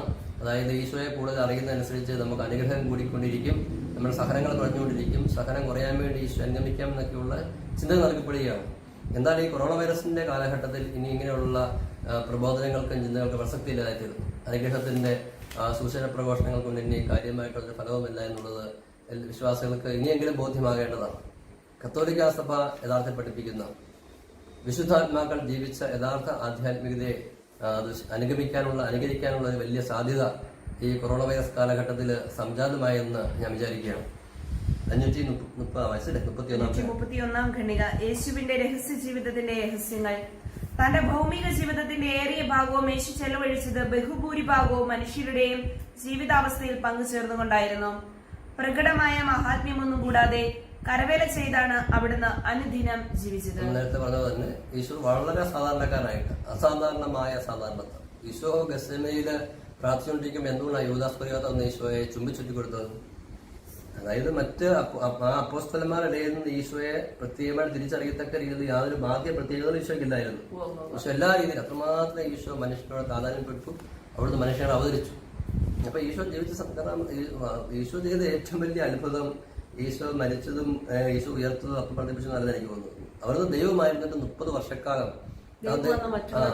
അതാ ദൈവമാണെന്ന് മറ്റുള്ളവർക്ക് ഒരു സൂചന നൽകാത്തക്ക രീതിയിൽ അത്രമാത്രം സാധാരണത പുലർത്തി എന്നുള്ളതാണ് ഏറ്റവും വലിയ അത്ഭുതകരമായ ഒരു കാര്യം ഞാൻ വിചാരിക്കുകയാണ്. നമ്മൾ ഈശോയുടെ പരസ്യജീവിതം മാത്രമല്ല, കാരണം ഈശോയ്ക്ക് പരസ്യജീവിതത്തെക്കാളുള്ളത് രഹസ്യജീവിതമാണ്. നമ്മൾ നമ്മുടെ ജീവിതത്തിൽ ഏറ്റവും അധികം ധ്യാനിക്കേണ്ടതും പരിശീലിക്കേണ്ടതും ആയ ഒന്ന് ഈശോയുടെ രഹസ്യജീവിതം തന്നെയാണ്. അത്രമാത്രം ഈശോ അതായത് വലിയവനായിരുന്നിട്ടും ഒരിക്കൽ പോലും അവൻ വലിയവനെന്ന് കാണിക്കാതെ തന്നെ ആ ചെറിയവനായിട്ട് നിന്ന അവസ്ഥ, ആ ലാളിത്യം, അസാധാരണമായ സാധാരണത. അസാധാരണമായി സാധാരണത അനുകരിക്കാൻ നമുക്ക് ഒരിക്കലും ഒരു ക്രിസ്ത്യാനിയായിരിക്കാൻ സാധ്യമല്ല. നമ്മൾ ആധ്യാത്മിക മേഖല വലിയ എന്തെങ്കിലുമൊക്കെ ആയിരിക്കാം, ഭൗതികമായിട്ട് എന്തെങ്കിലും ആയിക്കൊള്ളട്ടെ. പക്ഷെ നമ്മളുമായിട്ട് ബന്ധപ്പെടുന്നവരുടെ ഇടയ്ക്ക്, നമ്മുടെ കൂടെയുള്ളവരുടെ ഇടയ്ക്ക് അവരെ പോലെ ഒരുവനായിത്തീരുന്ന, അവരെക്കാൾ താഴ്ന്നവനെ പോലെ കാണപ്പെടുന്ന അവസ്ഥയിലേക്ക് അത്രമാത്രം ഒരു വചനപ്രഘോഷം എന്താ ഇങ്ങനെ എത്രമാത്രം ലാളിത്യം, വചനപ്രഘോഷൻ ആയതുകൊണ്ട് എത്രമാത്രം ലാളിത്യം. നിങ്ങളൊരു ആധ്യാത്മിക പ്രബോധനാണെങ്കിൽ, ഒരു വചന ശുശ്രൂഷകനാണെങ്കിൽ, ഒരു ശുശ്രൂഷകനാണെന്നുണ്ടെങ്കിൽ, നിങ്ങളൊരു ആത്മീയ മേഖല ഉന്നത വ്യക്തിയൊക്കെ ആണെന്നുണ്ടെങ്കിൽ അത് തെളിയിക്കേണ്ടത് ഈ ഒരു അസാധാരണമായ സാധാരണത പ്രകടമാക്കിക്കൊണ്ടാണ്. പ്രഭാഷകൻ പറയുന്നവൻ എത്രമാത്രം ഉന്നതനാണോ അത്രമാത്രം നീ നിന്നെ തന്നെ വിനീതനാക്കുക. ഈശോ എത്രമാത്രം ഉന്നതനായിരുന്നു എന്നത് ഈശോ തെളിയിച്ചത് തന്റെ അസാധാരണമായ ഈ ഒരു ലാളിത്യം കൊണ്ടായിരുന്നു. 32ാമത്തെ ഖണ്ഡിക. തന്റെ മാതാവിനും നൈയാമിക പിതാവിനും വിധേയനായി ജീവിച്ചുകൊണ്ട് യേശു 4-ാം പ്രമാണം പൂർണ്ണമായി അനുസരിച്ചു. നമുക്ക് ഓരോരോ കാര്യങ്ങൾ മനോഹരമായിട്ടാണ് കാറ്റഗിക്സ് പഠിപ്പിക്കുന്നത്. ഞാൻ വിസ്മയിച്ചു ഇത് വായിക്കുന്ന സമയത്ത്. ഈശോയുടെ നമ്മള് സുവിശേഷങ്ങൾ പല ഭാഗത്ത് കാണുന്ന കാര്യങ്ങളെല്ലാം കാറ്റഗിക്സ് ഒരുമിച്ച് ചേർത്ത് ഈശോയുടെ ചെറു ജീവചരിത്രം അവതരിപ്പിക്കുകയാണ്. ഈശോയുടെ ചെറു ജീവചരിത്രം ഈശോ 4-ാം പ്രമാണം കൃത്യമായിട്ട് പാലിച്ചിരുന്നു. അപ്പൊ നമ്മളുടെ മാതാപിതാക്കന്മാരെ പൂർണ്ണമായിട്ട് ബഹുമാനിക്കണം എന്നുള്ള സൂചനയാണ്. അപ്പം ഈശോയുടെ ആ 12 വയസ്സുള്ള സമയത്ത് ദേവാലയത്തിൽ ഈശോയെ കാണാൻ വേണ്ടി പോകുന്നു. ഈശോയെ കാണാതെ പോകുന്നു. യേശുപിതാവും മാതാവും പിന്നീട് കണ്ടെത്തുന്നു. അപ്പോൾ ആ മാതാവ് ചോദിക്കുക, നിന്നെ ഞങ്ങൾ കണ്ടില്ലല്ലോ എന്ന് വിഷമിക്കുമ്പോൾ ഈശോ പറയുകയാണ്, ഞാൻ എൻ്റെ പിതാവിന്റെ കാര്യങ്ങളിൽ വ്യാപൃതനാകേണ്ടതല്ലയോ. ഈശോ ദൈവേഷ്ടത്തിനാണ് എപ്പോഴാണ് ഏറ്റവും പ്രാധാന്യം കൊടുക്കുന്നത് ഈശോ പറയുകയാണ്. അടുത്ത വാക്കെന്താ പറയുന്നറിയാമോ? എന്നിട്ട് ഉടൻ തന്നെ ഈശോ പുറപ്പെട്ടു പോയി നസറത്തിൽ പോയി അവർക്ക് വിധേയനായി ജീവിച്ചു. അതിന്റെ അർത്ഥം എന്താണ്? ഈശോ പിതാവിന്റെ ഇഷ്ടം മാത്രം നിറവേറ്റാൻ വേണ്ടി വന്ന ഈശോ പിന്നീട് യേശുപിതാവിന്റെ മാതാവിനും വിധേയനായി ജീവിച്ചതിന്റെ സൂചന എന്താണ്? ദൈവത്തിന്റെ ഏറ്റവും പ്രധാനപ്പെട്ട ഇഷ്ടമാണ് ഒരു വ്യക്തി തന്റെ അപ്പനും അമ്മയ്ക്കും പൂർണ്ണമായിട്ടും വിധേയപ്പെട്ട് അവരെ ബഹുമാനിച്ചുകൊണ്ട് ജീവിക്കുന്നത്. അത് ഈശോ ജീവിതത്തിൽ കാണിച്ചിരിക്കുകയാണ്. കൃത്യമായിട്ട് ഈശോ ജീവിതത്തിൽ കാണിച്ചിരിക്കുകയാണ്. അത് നമ്മൾ മാതാപിതാക്കന്മാരെ നമ്മൾ ബഹുമാനിക്കണം, അവരെ നമ്മൾ സ്നേഹിക്കണം എന്ന് ഈശോ കാണിച്ചിരിക്കുകയാണ്. 533ാമത്തെ ഖണ്ഡിക. നസ്രത്തിലെ രഹസ്യ ജീവിതം അനുദിന ജീവിതത്തിലെ വളരെ സാധാരണമായ പ്രവൃത്തികളിൽ കൂടെ യേശുവുമായി സ്നേഹൈക്യത്തിലാകുവാൻ എല്ലാവർക്കും അവസരം നൽകുന്നു. അതെ, ഈശോയോട് ഐക്യപ്പെടാൻ വേണ്ടി ഇപ്പോൾ അതായത് അങ്ങനെയുള്ള ചില തെറ്റായ പ്രബോധനങ്ങൾ കടന്നു വരുന്ന സാഹചര്യത്തിൽ ഈ ഒരു പ്രബോധനങ്ങൾ പ്രധാനപ്പെട്ടതാണ്. തീർച്ചയായിട്ടും നമ്മൾ ഈശോയുമായിട്ട് ആത്മീയമായിട്ട് ഐക്യപ്പെടുന്ന ഒന്നാണ് പരിശുദ്ധ കുർബാന സ്വീകരണം. എന്നാൽ നമ്മൾ അങ്ങനെ മാത്രം ഐക്യപ്പെട്ടാൽ പോരാ. നമ്മൾ ഈശോയെ അനുകരിച്ചും ഈശോയുടെ ജീവിതം ജീവിച്ചും ഈശോയുടെ വചനം പാലിച്ചും കൂടിയുള്ള ഒരു ഐക്യം ആവശ്യമുണ്ട്. പരിശുദ്ധ കുർബാന സ്വീകരണം വഴിയുള്ള ഒരു ഐക്യം ആവശ്യമുണ്ട്. ഐക്യം പൂർണ്ണതയെത്തുന്നത് നമ്മൾ ഈശോയെ അനുകരിച്ചുകൊണ്ടും ഈശോയുടെ വചനങ്ങൾ പാലിച്ചുകൊണ്ടും നമ്മൾ ഈശോയുടെ ഒരു ജീവിത ഐക്യം സംഭവിച്ചു കഴിയുമ്പോഴാണ്. അതിലൊക്കെ പറയുകയാണ്, നമ്മൾ ഈശോയെ നോക്കി ജീവിച്ച്, പ്രത്യേകിച്ച് ഈശോയുടെ പരസ്യ ജീവിതകാലത്തെ രഹസ്യ ജീവിതകാലത്തെയും ഒക്കെ ആ ലാളിത്യം മാറുന്ന ഭാവങ്ങളൊക്കെ നമ്മുടെ ജീവിതത്തിൽ പ്രാവർത്തികമാക്കിക്കൊണ്ട് നമ്മൾ ഈശോയോട് ഒരൈക്യം പ്രാപിക്കണം. ക്രിസ്തുവിന്റെ ജീവിതത്തെപ്പറ്റി നാം പഠിക്കുവാൻ തുടങ്ങുന്ന വിദ്യാലയമാണ് നസ്രത്തിലെ ഭവനം. സുവിശേഷത്തിന്റെ വിദ്യാലയമാണത്. ഒന്നാമതായി അത് നിശബ്ദത പഠിപ്പിക്കുന്നു. സുവിശേഷത്തിന്റെ വിദ്യാലയമാണ് നസ്രത്ത്. അതായത് ഈശോ എനിക്കൊന്ന് പോളാറൻ പാപ്പയുടെ കോട്ടാൻ തോന്നുന്നത്. അതായത്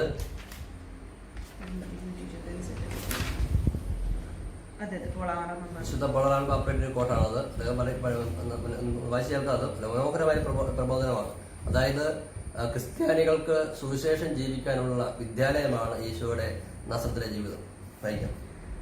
നിശബ്ദതയെക്കുറിച്ച് മനസ്സിന് സ്വസ്ഥത നൽകുന്ന ആശ്ചര്യകരവും അനുപേക്ഷണീയവുമായ ഈ അവസ്ഥയെ കുറിച്ച് മതിപ്പ് നമ്മിൽ സജീവമായിരുന്നെങ്കിൽ. നസ്രത്ത് പഠിപ്പിക്കുന്ന പ്രധാനപ്പെട്ട ഒന്ന് നിശബ്ദത പഠിപ്പിക്കുക. അതായത് ക്രിസ്ത്യ ജീവിതത്തിൽ ഒരു ശാന്തത, നിശബ്ദത, ഒരു ഏകാന്തത. അതായത് ഏകാന്തത എന്ന് പറഞ്ഞു കഴിഞ്ഞാൽ തനിച്ചിരിക്കുന്നതല്ല, ദൈവത്തോട് ചേർന്നിരിക്കുന്ന അവസ്ഥയാണ്. അത് നിശബ്ദത വളരെ പ്രധാനപ്പെട്ടതാണ്. മൗനം പ്രധാനപ്പെട്ടതാണ് ക്രിസ്തീയ ആധ്യാത്മികതയിൽ. കൂടാതെ കുടുംബജീവിതത്തെ സംബന്ധിക്കുന്ന ഒരു പാഠവുമാണത്. അതായത് യേശുപിതാവും മാതാവ് തിരുക്കുടുംബത്തിന്റെ ജീവിതം. നമുക്കറിയാം, ദൈവം അനാദിയിലെ സ്ഥാപിച്ചത് കുടുംബമാണ്. സഭയിൽ നമുക്കറിയാം കുടുംബജീവിതത്തെ അത്രമാത്രം മാനിച്ചുകൊണ്ടാണ് ഗാർഹിക സഭ എന്ന് വിളിച്ചുകൊണ്ട് മാനിച്ചുകൊണ്ടിരിക്കുകയാണ്. അല്ലെങ്കിൽ ഈ കുടുംബത്തിലാണ് സഭ നിലനിൽക്കുന്നതെന്ന് നമ്മൾ പറയാം. പ്രത്യേകിച്ച് ഈ കൊറോണ വൈറസ് കാലത്ത് ഇപ്പം ആധ്യാത്മികതയും എല്ലാ കുടുംബത്തിലേക്ക് തന്നെ നമുക്കറിയാം. അപ്പം പരിശുദ്ധ കുർബാന കുടുംബത്തിലേക്ക് വന്നു അല്ലേ? എല്ലാം സുവിശേഷ പ്രഘോഷണം എല്ലാം സമസ്തവും ഇപ്പോൾ കുടുംബത്തിലേക്ക് ഒതുങ്ങുകയാണ്. കുടുംബത്തിലേക്ക് തന്നെ ഒരു ആദിമസഭയുടെ ഒരവസ്ഥയിലേക്ക് തന്നെ സഭ വന്നുകൊണ്ടിരിക്കുന്ന ഒരു സൂചന പോലെ ഉണ്ട്. ഞാൻ പറഞ്ഞു വരുന്നത് ഇതിന്റെ പേരിൽ ഇപ്പം പലയിടത്തും നടന്നുകൊണ്ടിരിക്കുകയാണത്. ഇപ്പം പരിശുദ്ധ കുർബാനയ്ക്ക് ഇപ്പോൾ ഗവൺമെന്റ് അനുവദിച്ചു പരിശുദ്ധ കുർബാന പങ്കെടുക്കാൻ വേണ്ടി. സഭയും അതിനുള്ള ക്രമീകരണം നടത്തിക്കൊണ്ടിരിക്കുക. പക്ഷേ കുർബാനയ്ക്ക് ആളുകളില്ല. അവർ പറയുന്നത് ടി വിയിൽ കുർബാന ഉണ്ടല്ലോ എന്നാണ് പറയുന്നത്. എന്നിട്ട് ചിലരൊക്കെ ചിലത് തന്നെ തെറ്റുകൂടെ പഠിപ്പിക്കുകയും കൂടെ ചെയ്യുന്നുണ്ട്. എന്താണ്, ഞായറാഴ്ച പോയി പിന്നെ പള്ളിയിൽ പോയി പരിശുദ്ധമായി പങ്കെടുക്കുന്നതിനേക്കാൾ അഭിഷേകമാണ് ഇപ്പോൾ വീട്ടിൽ ഒരുമിച്ചിരുന്നു കൊണ്ട് കുർബാന പങ്കെടുക്കുമ്പോൾ ലഭിക്കുന്നു അങ്ങനെ പറയുക. തീർച്ചയായിട്ടും ഇപ്പം പരിശുദ്ധ കുർബാന ദൈവത്തിന് ലഭ്യമല്ലാത്ത സാഹചര്യത്തിൽ നമുക്ക് കുറച്ച് അനുഗ്രഹങ്ങളും അഭിഷേകം ലഭിക്കുന്നുണ്ട്. എങ്കിൽ ദേവാലയത്തിൽ പോയി പങ്കെടുത്ത് അവിടെ പരിശുദ്ധ കുർബാന ഉൾക്കൊള്ളുന്നതിനേക്കാൾ വലിയ അഭിഷേകമാണ് ഇവിടെ ലഭിക്കുന്നതെന്നൊക്കെ പറയുന്നത് വാസ്തുശാസ്ത്രത്തിന്റെ വലിയ ഗണിയാണ്. ഇത് തീർച്ചയായിട്ടും ഈ ഒരു കാര്യത്തിൽ മാറ്റം ഉണ്ടാകേണ്ടതാണ്.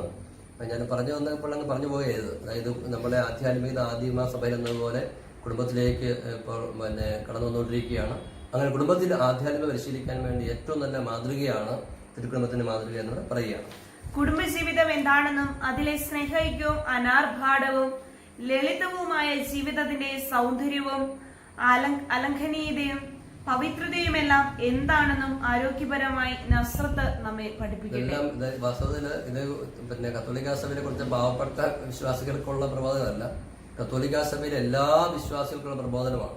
ഇത് ലോകത്തിലെ പല ഭാഗങ്ങളിലായിരുന്നുകൊണ്ട് പല ജീവിത തുറകളിലായ വ്യക്തികൾ ഇത് കേൾക്കുമ്പോൾ അവരുടെ ജീവിതത്തിലേക്ക് ഈ പ്രബോധനത്തെ എങ്ങനെ കൊണ്ടുവരാമെന്ന്, എങ്ങനെ ഇറക്കിക്കൊണ്ടുവരാമെന്നുള്ളത്, എങ്ങനെ ജീവിക്കാം എന്നുള്ളത് ധ്യാനിക്കേണ്ടതാണ്. എനിക്ക് തോന്നുന്നു ഇന്നേ ദിവസം നമ്മുടെ എപ്പിസോഡ് ക്ലാസ്സുകളെല്ലാം പ്രബോധനം എന്നതിനേക്കാളും ഉപരി നമ്മളുടെ ജീവിത ശൈലിയെക്കുറിച്ചാണ് പറഞ്ഞുകൊണ്ടിരിക്കുന്നത്. ജോലിയുടെ ശിക്ഷണം ഇവിടെ ലഭിക്കുന്നു. തച്ചന്റെ മകന്റെ ഭവനമായി നസ്രത്ത് പീഠമേ, മനുഷ്യപ്രയത്നത്തെ സംബന്ധിക്കുന്ന കർശനവും രക്ഷാകരവുമായ നിയമം നിന്നിൽ നിന്ന് ഗ്രഹിക്കുവാനും ഉദ്ഘോഷിക്കുവാനും നാം ആഗ്രഹിക്കുന്നു. ഇതിനും പുറമെ ലോകത്തിലെ എല്ലാ തൊഴിലാളികൾക്കും അവരുടെ മഹനീയ മാതൃകയായി ദിവ്യ സഹോദരനെ കാണിച്ചു കൊടുത്തുകൊണ്ട് അവരെ അഭിവാദനം ചെയ്യുവാൻ നാം ആഗ്രഹിക്കുന്നു. അതായത് എല്ലാത്തിനുമുള്ള മാതൃകകൾ. തൊഴിലിന്റെ മഹാത്മ്യം, നസ്രത്തിലെ ആ ചെറുഭവൻ നമുക്കറിയാം. തച്ചനായ യേശുവിന്റെ പിതാവ് പിന്നെ ഈശോയും ആ തച്ചന് ജോലി ചെയ്യുന്നു. അപ്പം ആ തൊഴിലിന്റെ മഹാത്മ്യവും അതെല്ലാം നമുക്ക് ക്രിസ്ത്യൻ ജീവിതത്തിന് ആവശ്യമുള്ള ഘടകങ്ങളെല്ലാം നസ്രത്തിൽ ഒന്നിച്ചു ചേരുന്നു. അതുകൊണ്ട് നസ്രത്തിന്റെ കുടുംബം നമുക്കതിന് വിദ്യാലയമായി തീരുന്നതാണ് വിശുദ്ധ പൗലോസ് പാപ്പ പഠിപ്പിക്കുന്നത്. 534 ഖണ്ഡിക. യേശുവിന്റെ രഹസ്യ ജീവിതത്തെ സംബന്ധിച്ച് സുവിശേഷങ്ങൾ പാലിക്കുന്ന മൗനം ഭജിക്കുന്ന ഏക സംഭവം യേശുവിനെ ദൈവാലയത്തിൽ കണ്ടുമുട്ടുന്നതാണ്. യേശുവിന്റെ ദൈവപുത്രത്വത്തിൽ നിന്ന് ഉത്ഭവിക്കുന്ന ദൗത്യത്തിനായുള്ള അവിടുത്തെ പൂർണ്ണ സമർപ്പണത്തിന്റെ രഹസ്യത്തിലേക്ക് എത്തിനോക്കുന്നതിന് ഈ സംഭവം നമുക്ക് അവസരം നൽകുന്നു. അതായത് ഈശോയുടെ രഹസ്യ ജീവിതത്തിലെ സംഭവങ്ങൾ, 30 വർഷക്കാലത്തെ ജീവിത സംഭവങ്ങൾ, പിന്നീട് അതായത് ദേവാലയത്തിൽ ഈശോയെ കാണാൻ പോകുന്ന സംഭവം, അതൊഴിച്ച് മറ്റൊന്നും നമുക്ക് കാര്യമായിട്ട് ലഭ്യമല്ല. ആദ്യം ഈശോ ദേവാലയം സമർപ്പിച്ചതിന് ശേഷം പിന്നെ ഈശോയെ കുറിച്ച് നമ്മൾ കാണുന്നത് ഈശോയുടെ ദേവാലയത്തിൽ കാണാൻ പോകുന്ന സംഭവമാണ്. പലരും അതുകൊണ്ട് ഇതുമായി ബന്ധപ്പെട്ട് ഇപ്പൊ ബൈബിൾ സുവിശേഷങ്ങളിൽ ഈശോയുടെ രഹസ്യ ജീവിതത്തെ കുറിച്ച് പറയുന്നില്ലാത്തതുകൊണ്ട് പലരും തന്നെ ഇങ്ങനെ കഥകൾ ഉണ്ടായിക്കൊണ്ടിരിക്കുകയാണ്.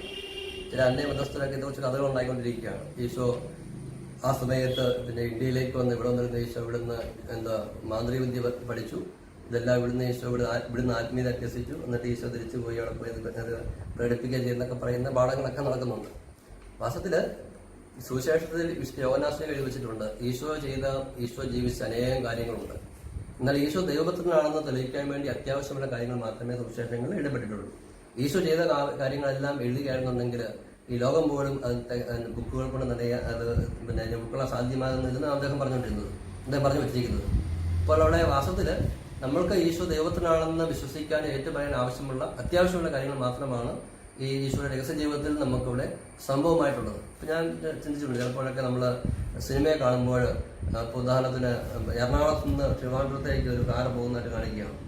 എറണാകുളത്ത് നിന്ന് കാർ ഇറങ്ങുന്നത് കാണിക്കും, പിന്നെ തിരുവനന്തപുരത്ത് എത്തുന്നതായിരിക്കും കാണിക്കുന്നത്. പിന്നെ ഇടയ്ക്ക് എന്തെങ്കിലും പ്രത്യേക സംഭവം ഉണ്ടെങ്കിൽ ആ സംഭവം കാണിക്കും. അല്ലാതെ എറണാകുളം മുഴുവൻ തൊട്ട് തിരുവനന്തപുരം വരെ പോകുന്ന കാര്യങ്ങൾ നമുക്ക് സിനിമയെ കാണിച്ചുകൊണ്ടിരിക്കാൻ പറ്റും എന്ന് പറഞ്ഞത് തന്നെ ഈശോയുടെ അങ്ങനെ അതാണ് യോഹന്നാശ്ലീഹ പറഞ്ഞത്. ഈശോയുടെ ജീവിതത്തിൽ സംഭവിച്ച കാര്യങ്ങളെല്ലാം എഴുതാൻ പോയി കഴിഞ്ഞാൽ ഇവിടുത്തെ എത്താൻ വേണ്ടി പോകുന്നില്ല. അതുകൊണ്ട് ആ രീതിയിലാണ് കാണേണ്ടത്. അതായത് ഈശോയുടെ രഹസ്യ ജീവിതത്തെ കുറിച്ച് നമുക്ക് പിന്നെ അവ്യക്തത ഉണ്ടെന്നുള്ളതോ അല്ലെങ്കിൽ മറ്റ് എന്തെങ്കിലും ഊഹാപോഹങ്ങൾക്കോ അവിടെ സ്ഥാനമില്ല. വളരെ അത്യാവശ്യമുള്ള കാര്യങ്ങൾ, രക്ഷാകരവുമായി ബന്ധപ്പെട്ട അത്യാവശ്യമുള്ള കാര്യങ്ങൾ സുവിശേഷത്തിൽ പരിശുദ്ധാത്മാവ് എഴുതി വെച്ചു. അല്ലേ? ഞാൻ എന്റെ പിതാവിന്റെ കാര്യങ്ങളിൽ വ്യാപൃതനായിരിക്കേണ്ടതാണെന്ന് നിങ്ങൾ അറിയുന്നില്ലേ? മറിയവും ജോസഫും ഈ വചനം ഗ്രഹിച്ചില്ലെങ്കിലും വിശ്വാസപൂർവ്വം അവർ അത് സ്വീകരിച്ചു. സാധാരണ ജീവിതത്തിന്റെ നിശബ്ദതയിൽ യേശു രഹസ്യമായി ജീവിച്ച കാലം മുഴുവൻ മറിയം ഇക്കാര്യങ്ങളെല്ലാം സ്വഹൃദയത്തിൽ സംഗ്രഹിച്ച് സൂക്ഷിച്ചു. അവസാനം പറഞ്ഞ ഒരു ചിന്ത വളരെ പ്രധാനപ്പെട്ട, നമ്മുടെ ആത്മീയ ജീവിതത്തിൽ ഒരു പ്രധാനപ്പെട്ട ഒരു നിലപാടാകേണ്ടതാണ്. അപ്പോൾ സുവിശേഷങ്ങൾ വായിക്കുമ്പോൾ അല്ലെങ്കിൽ ബൈബിൾ വായിക്കുമ്പോൾ സഭയുടെ പ്രബോധനം കേൾക്കുമ്പോൾ എല്ലാം നമുക്ക് മനസ്സിലായില്ലെങ്കിലും നമ്മൾ വിശ്വസിക്കുകയാണ്. ഇപ്പൊ പറഞ്ഞിരിക്കുകയാണ്, ഈശോ പറഞ്ഞു നിങ്ങൾ പിന്നെ എന്ത് തന്നെ അന്വേഷിച്ചതെന്ന് പറഞ്ഞ് ഈശോയോട് സംസാരിക്കുന്നുണ്ട് ദേവാലയത്തിൽ വെച്ച്. അവിടെ വന്നിരിക്കുന്നത് അവർക്ക് മനസ്സിലായില്ല. യേശുപിതാവിനും മാതാവിനും മനസ്സിലായില്ല. മനസ്സിലായില്ല എന്നതുകൊണ്ട് അവരെന്നെ തള്ളിക്കളയുകയോ അല്ലെങ്കിൽ എന്റെ പുറകെ യുക്തിയായിട്ട് പോവുകയല്ല ചെയ്യുന്നത്. എന്ത് ചെയ്തു? അവർ ഉള്ളിലേക്ക് സ്വീകരിച്ചു. ആദ്യം വിശ്വസിച്ചു, പിന്നീട് ദൈവം മനസ്സിലാക്കി കൊടുത്തു. അപ്പൊ കത്തോലിക്കാ സഭ പഠിപ്പിക്കുന്ന കാര്യങ്ങൾ, സുവിശേഷത്തിലെ കാര്യങ്ങൾ നമുക്ക് മനസ്സിലാകുന്നുണ്ടെങ്കിലും ഇല്ലെങ്കിലും ശരി, നമ്മളതിനെ ഉള്ളിലേക്ക് സ്വീകരിക്കേണ്ടതാണ്. നമ്മളെ ഉള്ളിലേക്ക് സ്വീകരിച്ചു കഴിയുമ്പോൾ പടിപടിയായിട്ട് പിന്നീട് സമയാസമയത്ത് പരിശുദ്ധാത്മാവ് എന്റെ ആ രഹസ്യങ്ങളെല്ലാം നമുക്ക് വെളിപ്പെടുത്തി തരും. അങ്ങനെ ആ വിശ്വാസത്തിന്റെ വലിയൊരു മാതൃക കൂടി നൽകിക്കൊണ്ടാണ് നമ്മളുടെ ഇന്നത്തെ ഈ പ്രബോധനം അവസാനിക്കുന്നത്. നമ്മൾ ഇന്നത്തെ ഈ എപ്പിസോഡ് അവസാനിക്കുകയാണ്. ഉപസംഹാരമായിട്ട് എന്താണ് പറയാനുള്ളത്? ഇന്ന് നമ്മൾ ചിന്തിച്ച ഖണ്ഡിക 522 ഖണ്ഡിക മുതൽ 534 ഖണ്ഡിക വരെയായിരുന്നു. ഈശോയുടെ ശൈശവത്തിന്റെയും രഹസ്യ ജീവിതത്തിന്റെയും രഹസ്യങ്ങളെ കുറിച്ചാണ് ചിന്തിച്ചത്. അതിൽ കണ്ടു ഈശോയുടെ ജനനത്തിന് മുന്നുള്ള തയ്യാറെടുപ്പിൽ നമ്മൾ ചിന്തിച്ചത് ഈശോയുടെ ജനനത്തെ കുറിച്ചുള്ള പഴയ നിയമത്തിൽ പറഞ്ഞിരിക്കുന്ന പ്രവചനം, അതുപോലെ പഴയ നിയമത്തിന്റെ അവസാനം എന്ന വണ്ണം സ്നാപക യോഹന്നാൻ ഈശോയുടെ ജനനത്തിന് മുന്നോടിയായി ഈശോയുടെ ജനനം പ്രഖ്യാപിക്കുവാനായിട്ട് വരുന്ന ഒരു കാര്യങ്ങളെ കുറിച്ച് കണ്ടു. അതുപോലെ തിരുപ്പിറവിയുടെ രഹസ്യം എന്ന് പറയുന്നത് നമ്മൾ കണ്ടത് എളിമ. അതായത് ഈശോ ഇത്ര വലിയ ഇത്ര എന്താ പറയാ ലോകം മുഴുവൻ സൃഷ്ടിച്ച ദൈവം ഇത്ര ചെറിയ ഒരു എന്താ പറയാ ഇത്ര ചെറിയ ചുറ്റുപാടില് വളരെ പരിമിതമായ ചുറ്റുപാടില് പുൽത്തൊഴുത്തിൽ വന്ന് പിറന്ന് എളിമ എന്ന പുണ്യം നമ്മളെ അഭ്യസിപ്പിക്കുവാനായി, അല്ലെങ്കിൽ എളിമ എന്ന പുണ്യം നമ്മളെ കാണിച്ചു തരുവാനായിട്ട് വന്ന് പിറന്നു. അത് കുരിശുമരണത്തോളം ദൈവം അത് കൊണ്ടുപോവുകയും ചെയ്തു എന്ന് നമ്മൾ കണ്ടു. വീണ്ടും നമ്മൾ കണ്ട കാര്യം ഈശോയുടെ ശൈശവ രഹസ്യത്തിൽ കണ്ടത് 8-ാം ദിവസം ഈശോ പരിച്ഛേദനം സ്വീകരിച്ചത് നമ്മൾ കണ്ടു. മാമോദിസയാകുന്ന കുദാശ നമ്മൾ സ്വീകരിക്കുന്നത് വഴി ഈശോയുടെ അതായത് ദൈവജനത്തിലോട്ട് നമ്മൾ കൂട്ടിച്ചേർക്കപ്പെടുകയാണെന്ന് കാണിക്കുന്നു. അത് ഈശോയുടെ പരിച്ഛേദനവും നമ്മൾ ഇപ്പോൾ സ്വീകരിക്കുന്ന മാമോദിസയും തമ്മിൽ അങ്ങനെയാണ് ബന്ധം എന്ന് തിരുസഭ പറയുന്നത്. വീണ്ടും നമ്മൾ കണ്ട കാര്യം ഈശോയുടെ മഹത്വീകരണമായ പ്രത്യക്ഷീകരണത്തെ കുറിച്ചായിരുന്നു. ആ പ്രത്യക്ഷീകരണം വഴി എല്ലാവർക്കുമുള്ള രക്ഷ ദൈവം വാഗ്ദാനം ചെയ്തത് മനുഷ്യകുലത്തിന് മനസ്സിലാക്കുവാൻ വേണ്ടിയായിരുന്നു ഈശോയുടെ പ്രത്യക്ഷീകരണം എന്ന് കണ്ടു. അതുപോലെ ഈശോയുടെ രഹസ്യ ജീവിതത്തിന്റെ രഹസ്യങ്ങൾ, അത് പ്രധാനമായി നമ്മൾ ശ്രദ്ധിച്ച കാര്യം നസ്രത്തിലെ നമ്മുടെ മറിയത്തിനും ജോസഫിനും വിധേയനായി ദൈവം കാണിച്ച കാര്യങ്ങളായിരുന്നു കണ്ടത്. ഓക്കെ, നമുക്ക് ഇന്നത്തെ ഇനി ഉള്ളത് ഹോംവർക്കിലേക്കാണ്. നമ്മുടെ പതിപോലെ ഹോംവർക്കിലേക്ക് വരാം. ഇന്നത്തെ ഹോംവർക്ക് 524 ഖണ്ഡികയാണ്. 524 ഖണ്ഡിക 524. സഭ ഓരോ വർഷവും ആഗമന കാലത്തിന്റെ ആരാധനാക്രമത്തിലൂടെ മിശിഹായെ പറ്റിയുള്ള പൂർവ്വകാല പ്രതീക്ഷയെ സന്നിഹിതമാക്കുന്നു. രക്ഷകന്റെ പ്രഥമ ആഗമനത്തിന് വേണ്ടിയുള്ള ദീർഘമായ തയ്യാറെടുപ്പിൽ പങ്കുചേർന്നുകൊണ്ട് വിശ്വാസികൾ അവിടുത്തെ ദ്വിതീയ ആഗമനത്തിന് വേണ്ടിയുള്ള തങ്ങളുടെ തീവ്രമായ ആഗ്രഹം നവീകരിക്കുന്നു. നമ്മൾ ഇന്നത്തെ പറഞ്ഞു കഴിഞ്ഞ കാര്യം തന്നെയാണ് ഈശോയുടെ ഒന്നാം വരവും ഈശോയുടെ രണ്ടാം വരവും തമ്മിലുള്ള ആ ഒരു ബന്ധം. അതാണ് ഈ ആഗമന കാലത്ത് പ്രത്യേകമായിട്ട് സഭ ആഘോഷിക്കുമെന്ന് പറയുകയായിരുന്നു. മനോഹരമായ പ്രബോധനമാണ്. പ്രത്യേകിച്ച് ഈശോയുടെ രണ്ടാം വരവുമായി ബന്ധപ്പെട്ട ഒരു പ്രബോധനം കൂടിയാണിത്. ഇത് ശ്രദ്ധിക്കുകയും നന്നായിട്ട് ഇത് ക്രിസ്തു മനഃപ്പാടമാക്കാനായിട്ട് നമുക്ക് ശ്രദ്ധിക്കുകയും ചെയ്യാം. അപ്പൊ ഇതും കൂടി ആകുമ്പോൾ നമ്മൾ 25 പ്രബോധനങ്ങൾ കാണാതെ പഠിച്ചു കഴിയും. അതെല്ലാം നമുക്ക് ജീവിതത്തിൽ ഒരു പ്രകാശമായി തീരണം. വചനം കാണാൻ പഠിക്കുന്നത് തന്നെ സഭയുടെ പ്രബോധനം കാണാൻ പഠിക്കുന്ന ഒരു ശീലം നമ്മൾ ഉണ്ടാക്കിയെടുക്കാൻ നമുക്ക് വളരെ നല്ലതായിരിക്കും. അപ്പൊ നമുക്കൊരു പ്രാർത്ഥന കൂടി ഇന്നത്തെ ഈ ക്ലാസ് നമുക്ക് അവസാനിപ്പിക്കാവുന്നതാണ്. ലോകത്തിന്റെ പല ഭാഗങ്ങളായതുകൊണ്ട് ഈ എപ്പിസോഡിൽ പങ്കുചേർന്നുകൊണ്ടിരിക്കുന്ന നമുക്കെല്ലാവർക്കും ഈശോയുടെ നാമത്തിലും ഈശോയുടെ സ്നേഹത്തിലും ഒന്നിച്ച് ആയിരിക്കാൻ വേണ്ടി സാധിച്ചു. കർത്താവിന് നന്ദി പറയാം. ഇന്നത്തെ കേട്ടതുപോലെ ഇന്നത്തെ പ്രബോധനങ്ങൾ ഒരു പ്രബോധനം എന്നതിനേക്കാൾ ഉപരി നമ്മുടെ ജീവിത ശൈലി ആക്കേണ്ട കാര്യങ്ങളായിരുന്നു. നമ്മുടെ ജീവിതത്തെ ഈശോയുടെ ജീവിതവുമായി താതാത്മ്യപ്പെടുത്തേണ്ട ഒത്തിരിയേറെ കാര്യങ്ങളെന്ന് നമ്മൾ മനസ്സിലാക്കിയുണ്ടായി. ആത്യന്തികമായി നമ്മൾ ഈശോയുടെ ലാളിത്യം, ഈശോയുടെ ആ വിനീത സ്വഭാവം നമ്മൾ പഠിക്കേണ്ടതായിട്ടുണ്ടെന്ന് മനസ്സിലാക്കി. ഈശോ തന്നെ പറഞ്ഞു കഴിഞ്ഞതാണത്. ഈശോയുടെ ജീവിതത്തിൽ അനേകം കാര്യങ്ങൾ ഉണ്ടായിരുന്നിട്ടും ഈശോ നമ്മൾ അനുകരിക്കാൻ ആവശ്യപ്പെട്ട കാര്യം, ഞാൻ ശാന്തശീലനും വിനീത ഹൃദയനുമായിരിക്കുന്നത് കൊണ്ട് നിങ്ങളിൽ നിന്ന് പഠിക്കുക എന്നാണ് ഈശോ പറഞ്ഞത്. നമ്മൾ ഈശോയിൽ നിന്ന് പഠിക്കാൻ വേണ്ടി ഈശോ ആവശ്യപ്പെട്ട പ്രധാനപ്പെട്ട പുണ്യം ഈശോയുടെ എളിമ, ഈശോയുടെ വിനീതത്വമാണ്. അതിന്റെ വിവിധ വശങ്ങൾ ഇന്ന് നമ്മൾ മനസ്സിലാക്കിയുണ്ടായി. നമ്മൾ നല്ലൊരു തീരുമാനം നമുക്ക് എടുക്കാം. ഈശോയെ, അങ്ങയുടെ ആ വിനീതത്വം, അങ്ങയുടെ ലാളിത്യം, അസാധാരണമായ സാധാരണത്വം ഞാൻ എൻ്റെ ജീവിത ശൈലിയാക്കുമെന്നുള്ള ആ ഒരു തീരുമാനം നമുക്ക് എടുക്കാം. നമ്മൾ എന്തുമാത്രം ഉന്നതനാണോ അത്രമാത്രം നമ്മൾ വിനീതരായിത്തീരണം. പരിശുദ്ധ അമ്മ ഈ ജീവിതത്തിന് ഏറ്റവും വലിയൊരു മാതൃകയാണ്. നമുക്കറിയാം ഈശോയുടെ ജീവിതം, ഈശോയുടെ ലാളിത്യം ജീവിതത്തിൽ ഒപ്പിയെടുത്ത ഏറ്റവും ഭംഗിയ വ്യക്തിയാണ് വിശുദ്ധ അമ്മ. അമ്മയുടെ മധ്യസ്ഥം നമുക്ക് തേടി പ്രാർത്ഥിക്കാം. ലോകത്തിന്റെ പല ഭാഗങ്ങളായിരിക്കുന്ന തിരുസഭയിലെ അംഗങ്ങളായിരിക്കുന്ന എല്ലാ വിശ്വാസികളും പ്രത്യേകം പ്രാർത്ഥിക്കാം. ഈ ലാളിത്യത്തിന്റെ അരൂപി ചൈതന്യം എല്ലാവരിലേക്കും കടന്നു വരട്ടെ. സഭയാകമാനം ലാളിത്യ സ്വഭാവമുള്ളതായിത്തീരട്ടെ പ്രത്യേകമായിട്ട് പ്രാർത്ഥിക്കാം. കൊറോണ വൈറസ് മൂലം അസ്വസ്ഥപ്പെടുന്ന എല്ലാ പ്രിയപ്പെട്ട സഹോദരിയെ നമുക്ക് ഈ പ്രാർത്ഥനയോട് ചേർത്ത് വയ്ക്കാം. പരിശുദ്ധ അമ്മയുടെ പ്രത്യേക മധ്യസ്ഥം നേടിക്കൊണ്ട് പ്രാർത്ഥിക്കാം. നന്മ നിറഞ്ഞ മറിയമേ സ്വസ്തി, കർത്താവ് അങ്ങയുടെ കൂടെ സ്ത്രീകൾ അനുഗ്രഹിക്കപ്പെട്ടവളാകുന്നു. അങ്ങയുടെ ഉദരത്തിൻ ഫലമായി ഈശോ അനുഗ്രഹിക്കപ്പെട്ടവനാകുന്നു. പരിശുദ്ധ മറിയമേ തമ്പുരാന്റെ അമ്മേ, പാപികളായ ഞങ്ങൾക്ക് വേണ്ടി ഇപ്പോഴും ഞങ്ങൾ മരണസമയത്തും തമ്പുരാനോട് അപേക്ഷിക്കണമേ. ആമേൻ. ഈശോ മിശിഹായെ സ്തുതിയായിരിക്കട്ടെ. പ്രിയമുള്ളവരെ, അടുത്ത എപ്പിസോഡ് വരെ നമുക്ക് പ്രാർത്ഥനയും സ്നേഹത്തിനുമായിരിക്കാം. ഈശോ എല്ലാ വിധത്തിലും നമ്മളെ സമർത്ഥം അനുഗ്രഹിക്കട്ടെ. ആമേൻ.